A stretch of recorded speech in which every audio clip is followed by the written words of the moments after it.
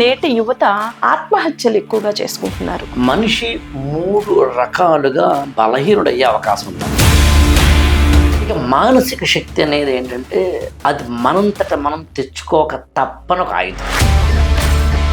తల్లిదండ్రులు విపరీతమైన గారాబంతో పిల్లల్ని పెంచుతున్నారు. అమ్మ, నాన్న, అక్క, అన్నయ్య, తమ్ముడు, చెల్లాయి, బావ, పిల్లలు, మనవాళ్ళు, మరద.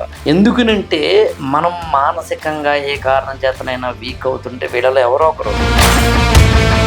అందుకు నీ జీవితంలో నువ్వు ఏదైనా చిన్న చిన్న ఆనందాలు దక్కాలనుకుంటే మాత్రం ఆపుకోవద్దు. ముఖ్యంగా యువత మరి ఇంత టెక్నాలజీ ఉంది, ఇన్ని తెలుసు ఆ పిల్లలకి, కొంచెము విజ్ఞత ఎందుకు ఉండటం లేదు? ఆత్మహత్య భావనైనా, అవమానాలైనా, కష్టమైన, ఇష్టమైన, విమర్శైనా, పొగడతైనా బయటేం లేదండి, మనలో.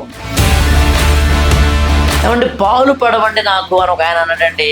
మొత్తం సకల దేవతలు అందరూ వచ్చి నిలబడి నీకు పాలు పడవు నాయనా అని చెప్పారా?